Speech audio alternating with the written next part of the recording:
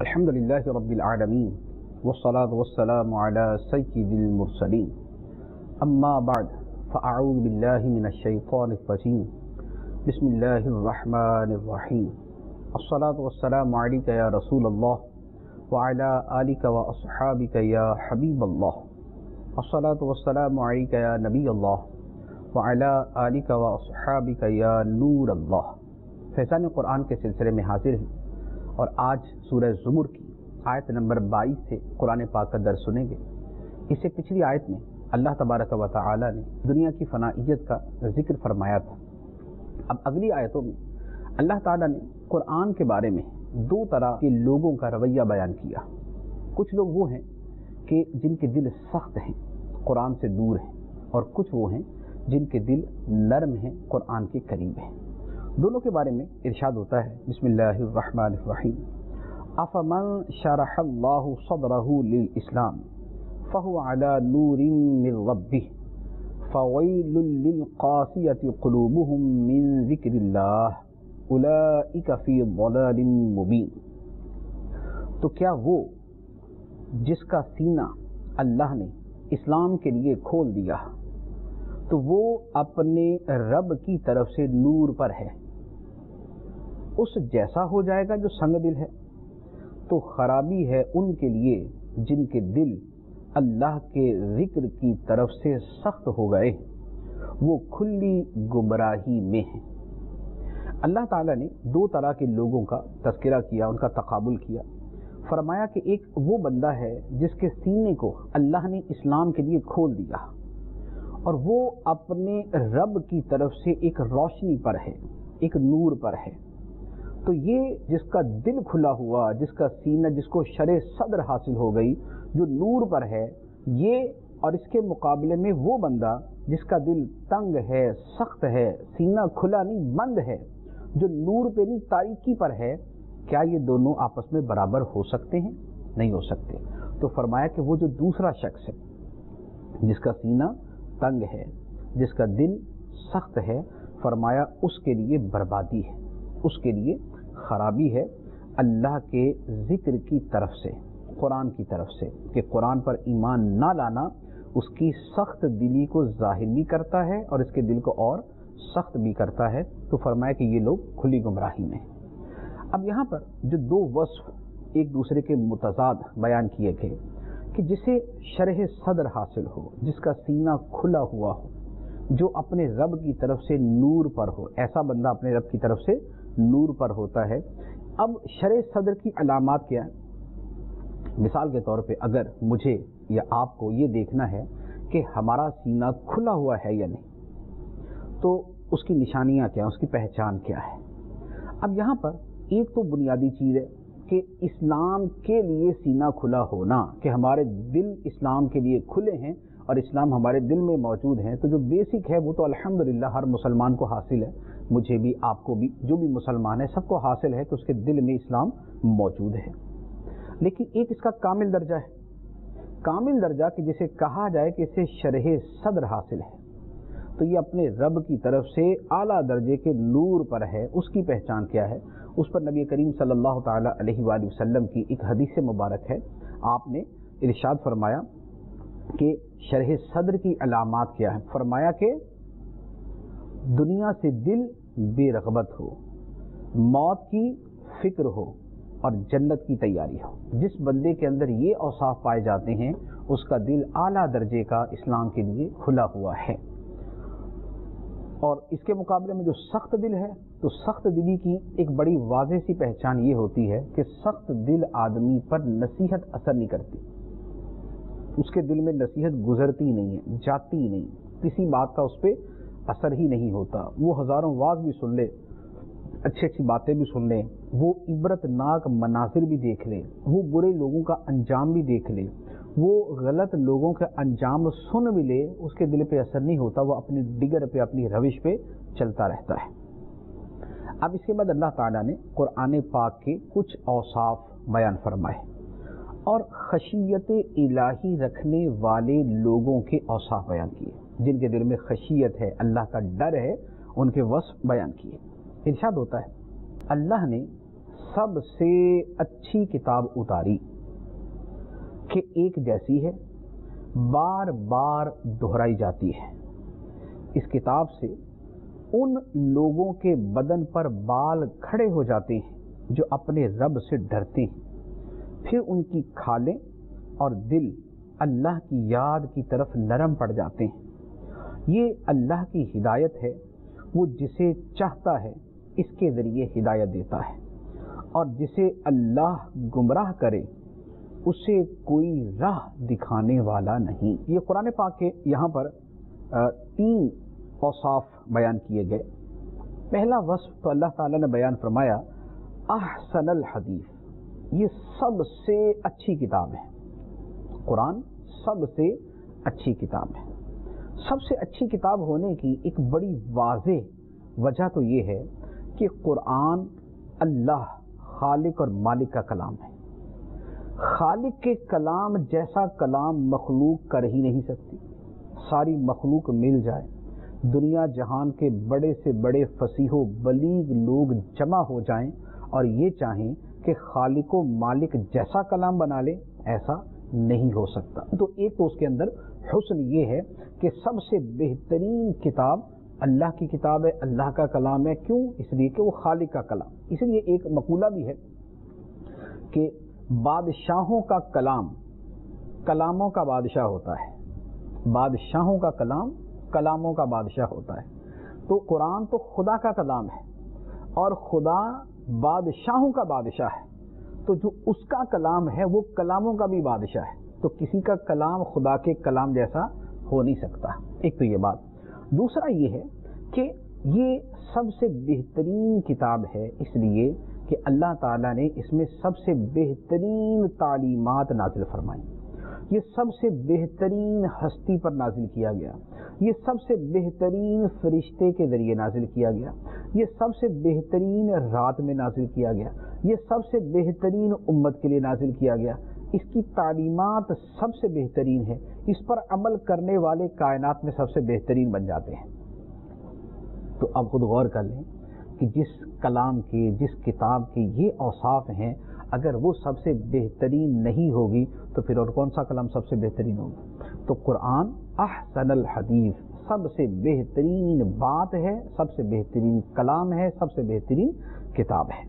دوسرا وصف اللہ تعالیٰ نے بیان فرمایا متشابہن، یہ کتاب اس کا اول سے لے کر آخر تک سب ایک جیسا ہے۔ کس بات میں؟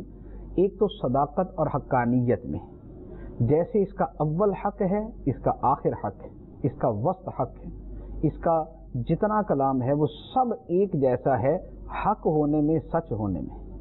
دوسرا، اس کے مضامین ایک جیسے ہیں، اول تا آخر تک آپ کو کیا ملے گا؟ آپ کو جو مضامین قرآن کے شروع میں ملیں گے وہی قرآن کے آخر میں ملیں گے۔ ایک مثال صرف عرض کر دیتا ہوں، بقیہ آپ قرآن پاک کو خود پڑھ کے دیکھ لیں، یہ چیزیں آپ کے سامنے آ جائیں گی۔ سورۃ الفاتحہ جب ہم پڑھتے ہیں تو سورۃ الفاتحہ میں کیا ہے؟ الحمدللہ رب العالمین الرحمن الرحیم مالک یوم الدین ایاک نعبد و ایاک نستعین۔ رب العالمین میں ربوبیت کا بیان ہے، مالک یوم الدین میں مالک ہونے کا بیان ہے، ایاک نعبد و ایاک نستعین میں معبود ہونے کا بیان ہے۔ اب قرآن پاک کی سب سے آخری سورت دیکھ لیں، قل اعوذ برب الناس مالک الناس الہ الناس۔ رب الناس ربوبیت کا بیان ہے، مالک الناس مالکیت کا بیان ہے، الہ الناس معبودیت کا بیان ہے۔ اب قرآن پاک کے درمیان کی اگر میں آیتیں نکالوں تو اس طرح کی 100 آیتیں اور بھی پڑھ سکتا ہوں۔ تو جیسے قرآن پاک کے شروع کے مضامین ہیں، وہ مضامین پورے قرآن کے اندر ایک جیسے چلتے آتے ہیں۔ قیامت کا بیان ہے تو قیامت کا بیان ہے، جنت کا بیان ہے تو جنت کا بیان ہے، آخرت کا بیان ہے تو آخرت کا بیان ہے۔ یہ قرآن جو ہے یہ اس کے مضامین ایک جیسے ہیں، اول سے لے کر آخر تک یہ ایک ہی خوبصورت موتیوں کی طرح ایک لڑی کے اندر پروئے ہوئے ہیں۔ یہ دوسرا وصف تھا۔ تیسرا وصف بیان فرمایا مثانیہ۔ مثانیہ اس کا ترجمہ کیا جاتا ہے کہ جس کی بار بار دہرائی کی جاتی ہے، جس کی بار بار دہرائی کی جاتی ہے۔ اب یہ بھی دو اعتبار سے، ایک تو یہ ہے کہ قرآن پاک کی تلاوت بذات خود بار بار کی جاتی ہے. جیسے آپ دیکھیں کہ ہم مسلمان نماز پڑھتے ہیں، فجر پڑھیں، ظہر پڑھیں، عصر پڑھیں، مغرب پڑھیں، عشاء پڑھیں، تہجد پڑھیں، اشراق پڑھیں، چاشت پڑھیں، اوابین پڑھیں، جو بھی نماز پڑھیں گے اس میں قرآن پڑھیں گے تو قرآن بار بار دہرایا جاتا ہے. اچھا، پھر واعظین واعظ کریں گے، علماء مسائل بیان کریں گے، اولیاء کرام معرفت کی باتیں بیان کریں گے، فقہاء کرام فقہی مسائل بیان کریں گے، محدثین حدیث پر کلام کریں گے، لیکن ہر کوئی اپنے کلام کے اندر قرآن پاک کو لے کے آئے گا. تو قرآن پاک بار بار دہرایا جاتا، بار بار دہرایا جاتا. بچے بچے کی زبان پہ قرآن پاک کی تلاوت جاری ہوتی ہے. حفاظ کرام دنیا کے اندر لاکھوں کی تعداد میں بلکہ کروڑوں کی تعداد میں ہے، اور یہ حفاظ قرآن پاک کی بار بار تلاوت کرتے ہیں. رمضان المبارک کا مہینہ آتا ہے، تراویح کے اندر ہر مسجد کے اندر قرآن پاک کی دہرائی ہوتی ہے. نمازوں کے اندر ہر مسجد میں قرآن پاک کی دہرائی ہوتی ہے. گھروں کے اندر بوڑھی عورتیں قرآن پاک کی تلاوت کر رہی تھیں. قرآن پاک کی بار بار تلاوت کی جاتی ہے، اور اس میں بطور خاص سورۃ الفاتحہ کا یہ وصف 7 مثانی یہ حدیث مبارک کے اندر بیان کیا گیا کہ سورۃ الفاتحہ بار بار دہرائی جاتی ہے. تو یوں مثانیہ اس کا تکرار کیا جاتا ہے. اچھا، اسی طرح ایک دوسرے معنی کے اعتبار سے بھی قرآن پاک پر لفظ مثانی کا اطلاق ہوتا ہے، اور وہ یہ ہے کہ اس کے مضامین بار بار دہرائے جاتے ہیں. اس کے مضامین بار بار دہرائے جاتے ہیں. جیسے میں نے ابھی عرض کیا کہ سورۃ الفاتحہ کے اندر بھی ربوبیت کا، الوہیت کا، مالکیت کا بیان ہے، سورۃ الناس کے اندر بھی ہے، اس کے علاوہ بھی بہت ساری سورتوں کے اندر ہے.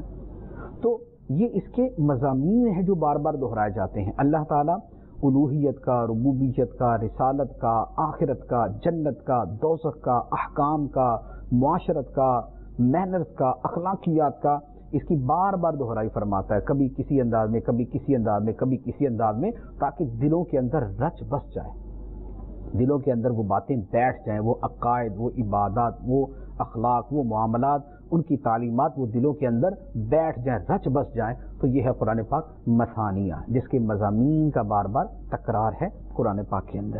یہ تو تھے قرآن پاک کے اوصاف. اب قرآن پاک سننے والوں کے اوصاف. ایک تو اللہ تعالیٰ نے پہلے گروہ بیان کیا فَوَيْلٌ لِّلْقَاسِيَةِ قُلُوبُهُم مِّن ذِكْرِ اللَّهِ، کہ کچھ وہ لوگ ہیں جن کے دل ذکر اللہ کے متعلق سخت ہیں. ذکر اللہ قرآن، جن کے دل قرآن کے بارے میں سخت ہیں، قرآن سے ان کے دل متاثر ہی نہیں ہوتے. قرآن سن لے، کوئی سمجھا دے، ان کے دلوں پہ کوئی اثر نہیں. لیکن اس کے مقابلے میں جن کے دل خدا کی طرف راغب ہیں، جن کے دلوں میں خشیت ہے، جن کے دل اللہ کی محبت سے معمور ہیں، جن کے دلوں کے اندر ایمان ہے، صدق ہے، اخلاص ہے، تقوی ہے، ان کی حالت کیا ہے؟ اللہ تعالیٰ فرماتا ہے تقشعر منہ جلود الذین یخشون ربہم، جو اپنے رب سے ڈرتے ہیں، جن کے دلوں میں خشیت ہے، اللہ تعالیٰ کی عظمت اور اس کے دبدبے کے اثرات ہیں، جن کے دل اللہ کی عظمت کے سامنے جھکے ہوئے ہیں. فرمایا کہ ان کی کھالوں پر، ان کے بدن پر قرآن سن کے بال کھڑے ہو جاتے، رونگٹے کھڑے ہو جاتے ہیں. جیسے ہوتا ہے نا کہ بعض اوقات ہم بہت ہی پر ہیبت منظر دیکھیں یا انتہائی ہیبت ناک بات سنیں تو ہمارے بدن کے رونگٹے کھڑے ہو جاتے ہیں. تو فرمایا کہ جن کو دلوں میں اللہ کی خشیت ہے، اللہ کی عظمت کا احساس ہے، ان کے بدن کے رونگٹے کھڑے ہو جاتے ہیں قرآن سن کے. اور یہ تو ان کے بدن کے رونگٹوں کی کیفیت. پھر فرمایا پھر ان کی کھالیں اور ان کے دل، ان کے بدن کی کھال اور ان کے دل اللہ کے ذکر کی طرف نرم پڑ جاتے ہیں. ان کے دل بھی نرم پڑ جاتے ہیں، ان کے دل بھی سافٹ ہو جاتے ہیں، ان کے بدن کی کھال پر اس کے اثرات جو ہے وہ نمودار ہو جاتے ہیں، ان کے بدن کی کھالیں بھی اللہ کے ذکر کی طرف نرم پڑ جاتی ہیں. تو فرمایا کہ یہ کون ہے؟ ذالک ھدی اللہ یہدی بہ من یشاء، یہ اللہ کی ہدایت ہے، وہ جسے چاہتا ہے اس کے ذریعے ہدایت دیتا ہے. اور جسے اللہ گمراہ کرے اسے کوئی راہ دکھانے والا نہیں. اللہ گمراہ کرے مراد یہ کہ جب بندہ اپنی سرکشی اور انانیت کی وجہ سے حق قبول کرنے سے اصلاً ہی انکار کر بیٹھے اور اپنے دل کے حق قبول کرنے کے سارے دروازے بند کر دے، تو پھر اللہ تعالیٰ کی طرف سے اس پر گمراہی کی مہر لگا دی جاتی ہے، اور پھر وہ تخلیق ضلالت جو ہے وہ اس کے حق میں ہو جاتی ہے. بندہ کرتا اپنے اعمال کی وجہ سے، اپنی سرکشی کی وجہ سے، اپنے تکبر کی وجہ سے ہے، لیکن خلق ضلالت جو ہے وہ اللہ تعالیٰ کی طرف سے ہو جاتی ہے۔ تو اب یہاں پر جو اوصاف اللہ تعالیٰ نے بیان فرمائے، ہمیں تھوڑا سا اپنی حالت و کیفیت پر بھی غور کرنا چاہیے۔ ہم مسلمان ہیں الحمدللہ، ہم مومن ہیں، ہم کلمہ پڑھنے والے، ہم دین کی سارے احکام کو تسلیم کرنے والے، انکار کسی کا نہیں کرتے، بے عملی اپنی جگہ، انکار ہم کسی کا نہیں کرتے۔ تو یہ جو قرآن پاک سن کر کاملین پر، مخلصین پر، مقربین پر، صالحین پر، خاشعین پر اور خشیت رکھنے والوں پر یہ جو کیفیات طاری ہوتی ہیں، کیا ان میں کوئی کیفیت ہمارے اندر بھی پائی جاتی ہے؟ کیا قرآن پاک سن کر کیا ہمارے بدن کے رونگٹے بھی کھڑے ہو جاتے ہیں؟ کیا قرآن سن کر ہمارے بدن کی کھال اور ہمارا دل بھی نرم پڑ جاتا ہے؟ ہمارا دل بھی نرم ہو جائے حق قبول کرنے کے لیے، اللہ کے ذکر میں مشغولیت کے لیے، اسے سننے کے لیے، پڑھنے کے لیے؟ اگر ایسی کیفیت ہے تو مرحبا، صد مرحبا۔ لیکن اگر اس طرح کی کیفیت ہم نے پوری زندگی بھی محسوس نہ کی ہو تو پھر یہ بڑی محرومی کی بات ہے، کیونکہ جو صالحین ہیں، جو متقین ہیں، ان کے تو یہ اوصاف ہیں۔ اللہ تعالیٰ ہمارے دلوں کے اندر بھی یہ کیفیت پیدا فرمائے، ہمارے دلوں میں بھی ایسی خشیت پیدا فرمائے کہ ہمیں بھی یہ جو قرآن پاک کی تجلیات ہیں، یہ جو قرآن پاک کے انوار ہیں، یہ ہمیں اپنے دل کے اندر ایسے محسوس ہوں۔ اب اس کے بعد پھر مزید اللہ تبارک و تعالیٰ ایک اور تقابل بیان فرماتا ہے۔ ارشاد ہوتا ہے افمن یتقی بوجہہ سوء العذاب یوم القیامہ وقیل للظالمین ذوقوا ما کنتم تکسبون۔ تو کیا وہ شخص جو قیامت کے دن اپنے چہرے کے ذریعے برے عذاب کو روکنے کی کوشش کرے گا، وہ نجات پانے والے کی طرح ہو سکتا ہے؟ اور ظالموں سے فرمایا جائے گا اپنے کمائے ہوئے اعمال کا مزہ چکھو۔ یہاں بھی دو طرح کے بندے بیان کیے، فرمایا ایک تو وہ ہے جو قیامت کے دن اپنے چہرے کے ذریعے عذاب سے بچنے کی کوشش کرے گا۔ چہرے کے ذریعے کیوں؟ اس لیے کہ ہاتھ تو اس کو پشت کی طرف باندھے ہوں گے، جیسے مجرموں کے ہاتھ پیٹھ کی طرف باندھ دیے جاتے ہیں، تو قیامت کے دن جو مجرمین ہیں ان کے ہاتھ تو پیٹھ کی طرف باندھے ہوئے ہوں گے۔ اب جب ان کو عذاب آئے گا تو عذاب کو کس چیز سے روکیں گے؟ تو ان کا چہرہ ہی سامنے ہوگا، تو گویا ڈائریکٹ ان کے چہرے پر وہ عذاب آ رہا ہوگا۔ تو فرمایا کہ ایک یہ بندہ ہے جو قیامت کے دن اپنے چہرے کو ڈھال بنا کر عذاب سے بچنے کی کوشش کر رہا ہوگا، عذاب کو روکنے کی کوشش کرے گا، اور دوسری طرف وہ ہے جو نجات پانے والا ہے، جسے نامہ اعمال دائیں ہاتھ میں مل گیا، جسے اللہ تعالیٰ نے بخش دیا، جس کی بخشش کا پروانہ جاری ہو گیا، جنت کا مشتہ سنا دیا گیا، جسے عذاب سے دور کر دیا گیا، عذاب سے محفوظ کر دیا گیا، جس کی نجات کا اعلان ہو گیا۔ کیا یہ دونوں برابر ہیں؟ نہیں۔ جو عذاب والا ہے وہ نجات پانے والے کے کبھی بھی برابر نہیں ہو سکتا۔ پھر یہ جو عذاب پانے والا ہے اس کو پھر کہا جائے گا کہ یہ جو عذاب ہے یہ تمہارے اپنے ہی بد اعمال کی وجہ سے ہے، تمہاری اپنی بد اعمالیوں کی وجہ سے ہے، تو اپنے کمائیوں کا مزہ چکھو۔ جو اعمال دنیا میں کمائے تھے یہ اسی کا صلہ تمہیں یہاں پر دیا جا رہا ہے۔ اب اس کے بعد اللہ تعالیٰ نے گزشتہ قوم کے احوال، کچھ قوموں کے اجمالاً احوال بیان کیے اور ان کے دنیاوی اور اخروی انجام کا بیان کیا۔ ارشاد ہوتا ہے کذب الذین من قبلہم فأتاہم العذاب من حیث لا یشعرون فأذاقهم الله الخزي في الحياة الدنيا ولعذاب الآخرة أكبر لو كانوا يعلمون۔ ان سے پہلے لوگوں نے بھی اپنے رسولوں کو جھٹلایا تو ان لوگوں کے پاس وہاں سے عذاب آیا جہاں سے انہیں خبر بھی نہ تھی، اور اللہ نے انہیں دنیا کی زندگی میں رسوائی کا مزہ چکھایا، اور بے شک آخرت کا عذاب سب سے بڑا ہے۔ اگر وہ جان لیتے تو بہتر ہوتا، اگر وہ جان لیتے تو بہتر ہوتا۔ یہاں اجمالاً بہت ساری قوموں کا بیان کر دیا، اور نبی پاک علیہ الصلوۃ والسلام کو بھی اس میں تسلی ہے، کفار کو اس کے اندر وارننگ ہے کہ ان لوگوں سے پہلے بھی بہت سے لوگوں نے اپنے رسولوں کو جھٹلایا، تو انجام کیا ہوا؟ فرمایا ان پر وہاں سے عذاب آیا جہاں سے ان کا گمان بھی نہیں تھا۔ جہاں سے ان کا گمان بھی نہیں تھا۔ چنانچہ جو کافروں پر عذاب آئے ہیں اگر اس پر تھوڑا سا غور کریں تو عذاب ایسے انداز میں آیا کہ ان کے تصور میں نہیں تھا کہ ہیں ایسے بھی عذاب آ سکتا ہے۔ بہت سے وہ تھے جو بڑے مزے سے دن کے وقت کیلولہ کر رہے تھے، آرام کر رہے تھے، خدا کا عذاب آیا، ملیا میٹ کر دیا، تصور نہیں تھا۔ قوم نوح اپنی جگہ بڑے مزے سے پھر رہی تھی، لیکن آسمان سے پانی برسنا شروع ہوا، زمین سے پانی ابلنا شروع ہوا تو کیا بنا؟ فنا ہو گئے، ختم ہو گئے، عذاب الہی کا شکار ہو گئے۔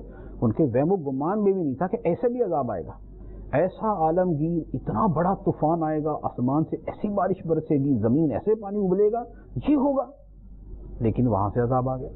فرعون اور فرعون کے جو ساتھی تھے، فرعون کے جو لشکری تھے، وہ تو اپنی طرف سے موسیٰ علیہ السلام اور بنی اسرائیل کو گرفتار کرنے کے لیے نکلے تھے اور اپنی طرف سے لاؤ لشکر، اسلحہ، گھوڑے اور نہ جانے کیا کیا سواریاں لے کر گئے تھے۔ لیکن آگے کیا ہوا؟ دریائے نیل سے موسیٰ علیہ السلام اور قوم تو پار گزر گئی، یہ کھڑے تھے کہ ہیں یہ کیسے گزر گئے، یہ تو دریا تھا، راستے کیسے بن گئے، یہ بھی کودے، ختم۔ کیا گمان تھا کہ یہاں سے عذاب آئے گا، دریائے نیل کے یہ راستے ہٹ جائیں گے اور یوں عذاب آئے گا؟ لیکن آ گیا۔ اسی طرح اور بھی دیگر قوموں کے حوالے سے کسی پر جو بادلوں کے ذریعے عذاب آیا تو بادل دیکھ کے بڑے خوش، وہ ھذا عارض ممطرنا، یہ تو وہ بادل ہے جو ہمیں بارش دے گا، تو بڑے خوش تھے کہ قحط سالی تھی، خشک سالی تھی اور پانی کی کمی تھی، اب بادل آ گئے، برسیں گے، جانور پانی پئیں گے، ہم پانی پئیں گے، ہریالی ہو جائے گی، کھیت لہلہائیں گے۔ لیکن وہی ان کے لیے عذاب کے اندر بدل گیا۔ بل ہوا مستعجلتم بھی ریح فیہا عذاب، کہ یہ تو وہ عذاب ہے جس کی تم جلدی میں چاہتے تھے، یہ ہوا ہے جس کے اندر عذاب ہے، ہلاک ہو۔ تو اللہ تعالیٰ نے فرمایا کہ پہلے لوگوں نے اپنے رسولوں کو جھٹلایا تو انہیں وہاں سے عذاب آیا جہاں سے ان کا تصور بھی نہیں تھا۔ اس کے ذریعے یہ جو اہل مکہ تھے اور یہاں کے جو لوگ تھے ایمان نہ لانے والے، ان کو بھی یہ بتا دیا کہ تم پر بھی ویسے عذاب آئے گا کہ تمہارے تصور میں نہیں ہوگا۔ چنانچہ ان کے لیے جو اس کی ایک چھوٹی سی مثال تھی وہ غزوہ بدر تھی۔ غزوہ بدر کے اندر کفار کو یہ تصور نہیں تھا کہ ہم 1000، ہر ایک کے پاس گھوڑا، اونٹ، کھانے پینے کا وافر سامان، ہر ایک کے پاس اسلحہ موجود، مد مقابل میں 1000 کے مقابلے میں 313، 2 گھوڑے، تھوڑے سے اونٹ، چند ایک کے پاس اسلحہ، فاقہ کشی کا زمانہ، یہ کیسے مقابلہ کریں گے؟ لیکن اللہ تعالیٰ نے انہی مسلمانوں کے ہاتھوں اس لشکر کو برباد کر دیا، عذاب کا شکار کر دیا۔ تو ان پر بھی وہی ہوا کہ انہیں وہاں سے ان پر عذاب آیا جہاں سے ان کو گمان نہیں تھا کہ یوں بھی عذاب آ سکتا ہے۔ تو یہ اللہ تبارک و تعالیٰ نے جو ان کو وارننگ دی تھی وہ ان کے سامنے پوری بھی ہو گئی۔ تو اب اللہ تعالیٰ نے فرمایا فَأَذَاقَهُمُ اللَّهُ الْخِزْيَ فِي الْحَيَاةِ الدُّنْيَا، وہ جو پہلی قومیں تھیں، فرمایا اللہ نے انہیں دنیا کی زندگی میں رسوائی کا مزہ چکھایا، اور بے شک آخرت کا عذاب سب سے بڑا ہے۔ فرمایا دنیا میں تو رسوائی ہوئی، آج فرعون کا نام کیا تعظیم اور ادب کے ساتھ لیا جاتا ہے، رسوا کن عذاب آیا اور آج تک رسوا ہے۔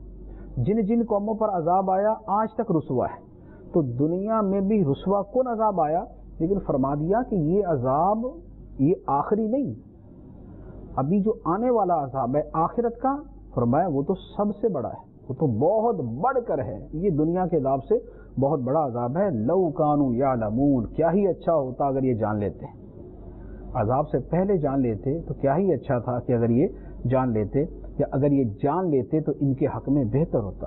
اگر جان لیتے کہ ایسا عذاب آئے گا اور ان کے دل بھی اس کو مان لیتے کہ واقعتاً آنا ہے، تو پھر وہ حرکتیں نہ کرتے، پھر کفر کو اس طرح اختیار نہ کرتے۔ اب اس کے بعد اللہ تعالیٰ ارشاد فرماتا ہے، پھر قرآن پاک کی بات ہوتی ہے، فرمایا وَلَقَدْ ضَرَبْنَا لِلنَّاسِ فِي هَذَا الْقُرْآنِ مِنْ كُلِّ مَثَلٍ لَعَلَّهُمْ يَتَذَكَّرُونَ، اور بے شک ہم نے لوگوں کے لیے اس قرآن میں ہر قسم کی مثال بیان فرمائی تاکہ لوگ نصیحت حاصل کر لیں۔ یہ ہے قرآن پاک کے نزول کا ایک بڑا بنیادی مقصد ہے۔ دو باتیں ارشاد ہوئیں، ایک تو یہ بات فرمائی کہ ہم نے قرآن پاک میں ہر قسم کی مثال بیان فرمائی۔ ہر قسم کی مثال سے مراد یہ ہے کہ اللہ تعالیٰ نے مختلف اسلوبوں میں قرآن پاک کے اندر کلام کیا۔ قرآن پاک کے اندر قانون کی باتیں بھی، جیسے چور کے ہاتھ کاٹنے کا اور بدکار کو سزا دینے کے بارے میں، اور اس طرح یہ قانون کی باتیں۔ اچھا، اس کے اندر فیملی میٹرز بھی ہیں، میاں بیوی کے تعلقات کیسے ہونے چاہیے، اس میں عبادت الہی کا بیان بھی ہے، اس میں نماز بھی ہے، روزہ بھی ہے، حج بھی ہے، زکوٰۃ کا بیان بھی ہے، اس کے اندر مثالیں بھی ہیں، جیسے ہم مثال کہتے ہیں کہ مثالوں کے ذریعے سمجھایا جاتا ہے، اس کے اندر جنت کی بشارتیں بھی ہیں، اس میں جہنم کی وعیدیں بھی ہیں، اس کے اندر ایک قاہرانہ انداز میں کلام بھی ہے، اس میں ایک سمجھانے کے انداز کے اندر بات بھی ہے، اس میں اللہ تعالیٰ کی عظمتوں کا بیان بھی ہے، اور اس میں مخلوق میں جو خدا کے عجائبات ہیں اور قدرتوں کے کرشمے ہیں اس کا بیان بھی ہے۔ تو قرآن پاک کے اندر اللہ تعالیٰ نے بہت سارے اسلوب میں کلام فرمایا، اور حکمت کیا ہے؟ حکمت یہ کہ لوگوں کی حالتیں مختلف ہیں، ہر بندہ ایک ہی انداز کو قبول نہیں کرتا۔ کچھ لوگ ہوتے ہیں جن کے لیے ترغیب مؤثر ثابت ہوتی ہے، کچھ وہ ہوتے ہیں جن کے لیے ڈر مؤثر ثابت ہوتا ہے، کچھ وہ ہیں جو عقلی اعتبار سے سمجھتے ہیں، کچھ وہ ہیں جو مثالوں کو زیادہ وہ انڈرسٹینڈ کرتے ہیں، کچھ وہ ہیں جن کے سامنے عظمتوں کا بیان آتا ہے تو وہ اس سے متاثر ہوتے ہیں، کچھ وہ ہیں جن کے سامنے کائنات کے اسرار و رموز اور عجائبات کا بیان ہوتا ہے وہ اس سے متاثر ہوتے ہیں۔ تو اللہ تعالیٰ نے قرآن پاک میں ہر انداز کے اندر کلام فرمایا، ہر انداز کے اندر لوگوں کو سمجھایا۔ مقصد کیا تھا؟ لعلہم یتذکرون، تاکہ یہ نصیحت حاصل کر لیں، کسی کو کسی طرح مل جائے، کسی کو کسی طرح مل جائے، کسی کو کسی طرح مل جائے۔ تو یہ قرآن کا اسلوب بھی ہے، یہ خدا کی رحمت بھی ہے، یہ خدا کی رحمت بھی ہے کہ اس نے اپنا کلام ہمیں اس انداز کے اندر عطا فرمایا۔ اب عظمت قرآن پر ایک اور بات ارشاد ہوتی ہے، فرمایا قرآنا عربیا غیر ذی عوج لعلہم یتقون، عربی زبان کا قرآن ہے جس میں کوئی ٹیڑھا پن نہیں، تاکہ لوگ اللہ سے ڈریں۔ قرآن کیا ہے؟ عربی زبان میں، اور اس میں کوئی کجی نہیں ہے، کوئی اس کی تعلیمات کے اندر خرابی نہیں ہے، کمی نہیں ہے۔ مقصد کیا ہے؟ لوگ اللہ عز و جل سے ڈریں اور تقوی حاصل کریں۔ قرآن عربی زبان میں ہے، عربی زبان میں اس لیے یہاں پر بعض اوقات لوگ یہ بھی سوال کرتے ہیں کہ جب قرآن ساری دنیا کے لیے ہے تو پھر صرف عربی میں کیوں نازل ہوا؟ ہر قوم کے لیے اسی کی زبان میں ہونا چاہیے۔ یہ بڑا عجیب سا سوال ہے، اور یہ وہ کر سکتا ہے جسے یہ نہیں پتہ کہ دنیا میں زبانیں کتنی۔ دنیا کے اندر ہزاروں کی تعداد میں زبانیں ہیں، ہزاروں کی تعداد میں۔ کوئی زبان وہ ہے جو دنیا میں 50 کروڑ آدمی بولتے ہیں، کوئی وہ ہے جو دنیا کے اندر صرف 50,000 آدمی بولتے ہیں۔ اب اس کا مطلب یہ ہوا کہ اگر ہر قوم کے لیے اللہ تعالیٰ جدا جدا قرآن نازل کرتا، جدا جدا زبان کے اندر، تو پھر قرآن پاک کے کم از کم 8-10 ہزار زبانوں کے اندر اللہ تعالیٰ نسخے نازل فرماتا۔ جو اللہ تعالیٰ کی کائنات کے اندر جو اس کا نظام ہے وہ عقل کے بڑا قریب ہے اور عقل کے بڑا مطابق ہے۔ اب ہر بندہ سمجھتا ہے کہ اس انداز کے اندر جو ہے قرآن پاک کا نزول، یہ بڑا ایک عجیب سی صورت بن جاتی۔ تو اللہ تعالیٰ نے کائنات میں، دنیا میں جو سب سے بہترین زبان تھی عربی، اس بہترین زبان کے اندر بہترین انداز کے اندر قرآن نازل کر دیا، اور جن پر نازل کیا اللہ تعالیٰ نے ان کو وہ ہمت، جذبہ، حوصلہ، زندگی، اور ان کے ہاتھوں پر وہ کارنامے جو ہے وہ سر انجام کروائے کہ ان کے ذریعے یہی قرآن مختلف زبانوں میں ہوتا ہوا پوری دنیا کے اندر پھیل گیا۔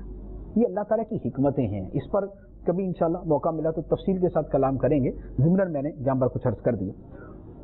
تو فرمایا کہ قرآن پاک میں کوئی ٹیڑھا پن نہیں ہے، کوئی کمی نہیں ہے، کوئی خرابی نہیں، اس کی تعلیمات کے اندر کوئی ایسا نہیں ہے کہ بندہ بولے یہ کیسی تعلیمات ہے، نہیں، اس کی ہر تعلیم عقل انسانی کے اعلیٰ ترین مرتبے پر فائز لوگوں کی بھی عقل کے مطابق ہوگی۔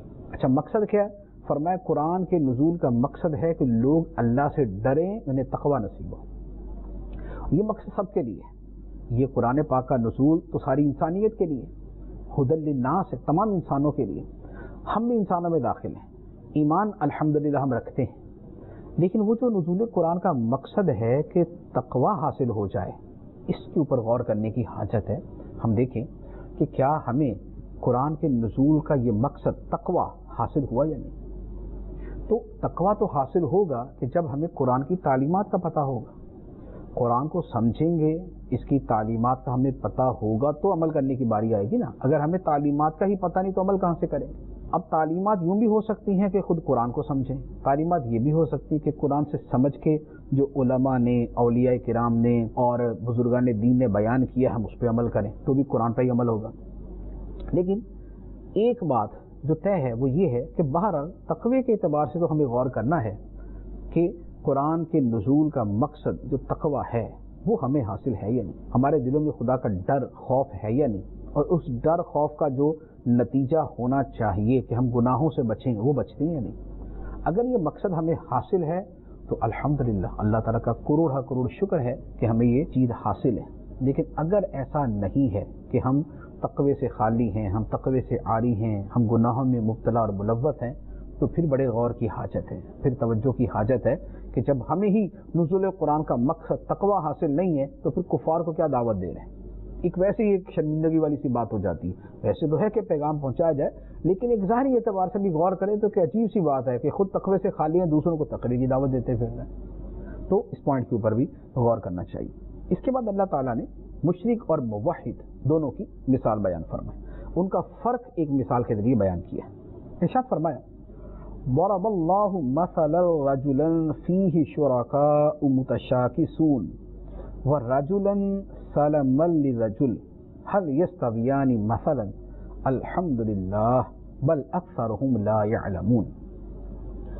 اللہ نے ایک غلام مرد کی مثال بیان فرمائی، وہ غلام جس میں کئی بد اخلاق آقا شریک ہوں، اور ایک ایسا غلام مرد ہے جو خالص ایک ہی کا غلام ہو۔ کیا دونوں کا حال ایک جیسا ہے؟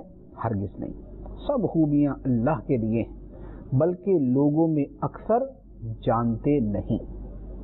دو طرح کے غلام، جیسے پچھلے زمانے کے اندر غلام لونڈیاں ہوتے تھے، آج کے زمانے میں اگر ہم نوکروں کو بھی لے لیں تو بھی یہ بات چل جائے گی کہ ایک وہ غلام ہے جس کے بہت سارے آقا ہیں، مثال کے طور پہ 5 آقا ہیں، 5 اس کے مالک ہیں، اور سارے بد اخلاق، سارے بد اخلاق۔ اب 5 بد اخلاق مالکوں کا جو غلام ہوگا وہ غلام بھی پاگل ہو جائے گا۔ کیوں؟ پہلی بات تو یہ کہ ہر مالک یہ کہے گا کہ یہ غلام میری بات مانے۔ مثلا 5 صبح اٹھے 10 بجے، اب 5 نے آرڈر جاری کر دیے کہ غلام صاحب یہ کرے، غلام یہ کرے، غلام یہ کرے، غلام یہ کرے، اور سارے ہی بد اخلاق ہیں۔ اب غلام تو ایک کا کام کر سکتا ہے، 5 کا تو نہیں کر سکتا۔ اب وہ جس کا کرے گا باقی 4 جو ہے وہ گالیاں دیں گے، برا بلا کہیں گے، ناراض ہوں گے، اس کے ساتھ بدتمیزی کریں گے۔ دوسرے کا کرے گا تو باقی 4 لڑ پڑیں گے، تیسرے کا کرے گا تو اس کے علاوہ باقی والے لڑ پڑیں گے۔ تو وہ تو غلام ہی پاگل ہو جائے گا کہ ان پاگلوں کا میں کہاں سے مقابلہ کروں، یہ تو 5 اکٹھا حکم دیتے ہیں، عمل ہی نہیں ہو سکتا۔ ایک طرف یہ، دوسری طرف ایک بندہ صرف ایک ہی آقا کا غلام ہے، اور وہ آقا بھی بڑا اچھا ہے۔ وہ آقا صبح اٹھتا ہے اور اپنے غلام کو کوئی حکم دیتا ہے تو اس غلام کو کوئی ٹینشن نہیں، اس کو پتہ ہے کہ مالک نے حکم دیا میں نے پورا کرنا، اور تو کوئی رکاوٹ ہی نہیں۔ تو اللہ تعالیٰ فرماتا ہے کہ ان دونوں غلاموں کی حالت پر غور کریں، کون اچھے حال میں ہے اور کون بدتر حال میں ہے۔ جو صرف ایک کا ہے وہ اچھے حال میں ہے، جو بہت ساروں کا ہے وہ بدتر حال میں ہے۔ تو اللہ تعالیٰ فرماتا ہے کہ جو مشرک ہے، جس نے بہت سے خدا بنائے ہوئے، وہ ایسا ہے جیسے بہت سے بد اخلاق مالکوں کا غلام، اور جو موحد ہے، صرف خدا کو ماننے والا ہے، وہ ایسا ہے کہ جیسے صرف ایک کا غلام۔ تو جو مومن ہے وہ صرف خدا کو ماننے والا ہے، خدا کو معبود مانتا ہے۔ جو مشرک ہے وہ بہت سارے دیوی دیوتاؤں کو مانتا ہے۔ اب نتیجہ کیا ہوتا ہے کہ مومن و موحد کو تو پتہ ہے کہ بھائی مجھے صرف خدا کو راضی کرنا ہے، مجھے اور کوئی مسئلہ نہیں ہے، مجھے خدا کو راضی کرنا ہے۔ جبکہ مشرک کو کبھی یہ ہے کہ بھائی یہ دولت کی دیوی ہے، یہ جو ہے نا وہ قہر کا دیوتا ہے، یہ بارش کے لیے ہے، یہ فلاں کام کے لیے ہے، یہ فلاں کام کے لیے ہے، صبح کو روزی چاہیے، شام کو بارش چاہیے، دوپہر میں جناب دشمن سے مقابلہ چاہیے، تو کبھی اس دیوی کو پوچھے گا، کبھی اس دیوتا کو پوچھے گا، کبھی اس بت کے سامنے کھڑا ہوگا، اور کرے گا کوئی بھی نہیں۔ تو اللہ تعالیٰ فرماتا ہے کہ جو بہت سارے دیوی دیوتاؤں کو ماننے والے ہیں، بہت سے جھوٹے خداؤں کو ماننے والے ہیں، اس کا حال اسی غلام کی طرح ہے جس کے بہت سے آقا ہیں اور سارے بد اخلاق ہیں۔ جبکہ جو ایک خدا کا ماننے والا ہے، اس کو روزی چاہیے تو وہ کیا کرے گا؟ یا اللہ تو مجھے روزی دے۔ وہ بیمار ہو گیا، اسے شفا چاہیے تو کیا کرے گا؟ یا اللہ تو ہی شفا دینے والا، تو مجھے شفا دے۔ اس کا بچہ بیمار ہے تو وہ کہے گا یا اللہ میرا بچہ بیمار ہے، تو اس کو شفا دینے والا ہے۔ اس کو کوئی مصیبت آ گئی تو وہ کہے گا یا اللہ تو ہی مصیبتیں دور کرنے والا ہے، اس کی مصیبت دور کر دے۔ تو جو خدا کا ہے وہ سکون میں ہے، اور جو بہت ساروں کا ہے وہ بے سکونی کے اندر ہے۔ تو یہ ہے مشرک اور موحد کے درمیان فرق۔ اب یہ تو تھا مشرک اور موحد کے درمیان، اب اس سے تھوڑا سا آگے میں ایک اور بات عرض کرتا ہوں، وہ یہ ہے کہ توحید اتنا ایک وسیع موضوع ہے کہ جس پر یقین کیجئے کہ علماء نے جتنا کلام کیا ہے، میں صرف وہ بھی اگر بیان کروں تو سالوں گزر جائیں وہ کلام مکمل نہ ہو، لیکن اس میں چند ایک میں پہلو عرض کرتا ہوں۔ ہم اللہ تعالیٰ کو ایک تنہا مالک مانتے ہیں، عزتوں کا مالک اللہ ہے، روزی کا مالک اللہ ہے۔ جب روزی کا مالک اللہ ہے تو لوگوں کا جو طرز عمل ہے کیا وہ ایسا ہے کہ جسے لگے کہ یہ اللہ تعالیٰ کو تنہا رازق مانتے ہیں اور اللہ تعالیٰ ہی کو رازق مانتے ہیں؟ اگر اللہ تعالیٰ ہی کو تنہا رازق مانتے ہیں تو پھر حلال و حرام کا فرق کیوں نہیں کرتے؟ جب رازق اللہ ہے، اس کا حکم ہے حلال کماؤ، حرام کی طرف نہ جاؤ، تو جب رازق خود کہہ رہا ہے کہ حرام کی طرف نہ جاؤ، حلال کے ذریعے کماؤ، میں تمہیں رزق دوں گا، تو پھر یہ حرام کی طرف کیوں جا رہا ہے؟ پھر اس کا مطلب یہ ہوا کہ اس کے ایمان کے اندر کمزوری موجود ہے، اس کا ایمان اس درجے کا ہے ہی نہیں جس درجے کا ہونا چاہیے۔ عزتوں کی طلب کے اندر کبھی کسی امیر کے پیچھے، کبھی کسی وزیر کے پیچھے، کبھی کسی جناب لیڈر کے پیچھے، کبھی جناب کسی چودھری صاحب کے پیچھے جو ہے وہ دم ہلاتے پھرتے ہیں کہ یہ ہمیں عزت دے دے گا، یہ عزت دے دے گا۔ ارے بحیثیت مسلمان تو مسلمان کا عقیدہ تھا اللہم مالک الملک تؤتی الملک من تشاء وتنزع الملک ممن تشاء وتعز من تشاء وتذل من تشاء۔ اے اللہ ملک کے بادشاہ، ملک کے مالک، تو جسے چاہتا ہے بادشاہ ملک دیتا ہے، جسے چاہتا ہے واپس لیتا ہے، جسے چاہتا ہے عزت دیتا ہے، جسے چاہتا ہے ذلیل کر دیتا ہے۔ تو عزت دینا تو خدا کا کام ہے، عزت دینے والا تو اللہ ہے۔ تو پھر یہ ہم یہ زید، عمر، بکر، خالد، یہ رنگ برنگے لوگوں کے پیچھے کیوں عزت کے لیے مارے مارے پھرتے ہیں؟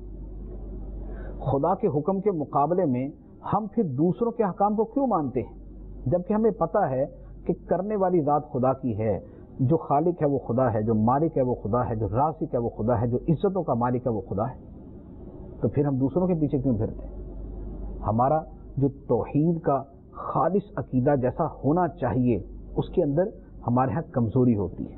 اس معنی میں نہیں کہ معاذ اللہ اس میں شرک ہوتا ہے، اس معنی میں کہ ہمارا ایمان اتنا کامل نہیں ہے، ہمارا ایمان اتنا مضبوط نہیں ہے جتنا ایمان مضبوط ہونا چاہیے۔ اگر اپنے آپ کو خدا کے لیے تنہا کر لیں کہ اللہ تعالیٰ کے حکم پر کبھی کسی کو فوقیت نہیں دینی، اللہ تعالیٰ کے حکم پر سر تسلیم خم ہے، آنکھیں بند ہیں، دل اور سر ہمارے جھکے ہوئے ہیں، تو پھر دیکھیے اس کا صلہ کیسا ملتا ہے۔ توکل کیا ہے، تفویض کیا ہے، تسلیم کیا ہے، رضا بالقضاء کیا ہے، صبر کیا ہے، یہ ساری توحید کی شاخیں ہیں۔ اللہ کی رضا پہ راضی رہنا، اپنا معاملہ اللہ کے حوالے کر دینا، اپنے امر کو، اپنے معاملے کو اللہ کے سپرد کر دینا، اللہ عز و جل پہ بھروسہ کرنا، اسی توکل پہ ثابت قدم رہنا، یہ ساری چیزیں جو ہیں یہ بیسیکلی توحید کی شاخیں ہیں، یہ توحید کی شاخیں۔ تو جس کا ایمان ایسا مضبوط ہے، جس کے دل کے اندر ایسا ایمان مضبوط ہے، تو وہ ہے وَرَجُلًا سَلَمًا لِرَجُلٍ، وہ حقیقتاً اس مثال کے اوپر پورا اترنے والا ہے۔ ورنہ ہر مسلمان الحمدللہ موحد ہے اور عقیدہ توحید اس کے دل میں موجود ہے، شرک نہیں ہے اس کے دل میں، لیکن وہ جو اس کے اعلیٰ درجے کے تقاضے ہیں ان سے بہرحال ہماری بہت دوری ہوتی ہے۔ تو اللہ تعالیٰ فرماتا ہے الحمدللہ، تمام تعریفیں اللہ کے لیے جس نے اتنی خوبصورت مثال کے ذریعے تمہیں بات کو سمجھا دیا، لیکن فرمایا کہ تب بھی بات یہ ہے بل اکثرہم لا یعلمون، لیکن اکثر لوگ جانتے نہیں۔ اسی کے اوپر کسی کا شعر ہے، یہ ایک سجدہ جسے تو گراں سمجھتا ہے، ہزار سجدوں سے دیتا ہے آدمی کو نجات۔ تو یہ ایک سجدہ جو خدا کے سامنے ہے وہ یہ سارے بتوں کے سامنے، سارے جھوٹے خداؤں کے سامنے سجدہ کرنے سے بچا لیتا ہے۔ جو خدا کا در پکڑ کے بیٹھ گیا، اس نے بڑا مضبوط سہارا پکڑ لیا، جس نے خدا کو اپنا سب کچھ مان لیا، میرا رازق یہ ہے، میرا مالک یہ ہے، میرا خالق یہ ہے، میرا دینے والا یہ ہے، مجھے عزت یہ دے گا، مجھے زندگی دینے والا یہ ہے، مجھے میرا سب کچھ کرنے والا یہ ہے۔ تو جب وہ ایک مرتبہ اس مضبوط سہارے کو پکڑ لیتا ہے، پھر وہ دنیا داروں کے پیچھے نہیں پھرتا کہ یہ میرے رازق ہیں، یہ میرے مالک ہیں، یہ جناب میری زندگی موت کا اختیار رکھتے ہیں، نہیں، پھر یہ ساری کی ساری چیزیں ختم ہو جاتی ہے، پھر وہ خدا پہ سچا ایمان رکھنے والا بندہ بن جاتا ہے۔ اللہ تبارک و تعالی ہمیں ایسا ایمان عطا فرمائے، ہمیں ایمان کا ایسا درجہ عطا فرمائے، آمین بجاہ النبی الامین صلی اللہ علیہ وسلم۔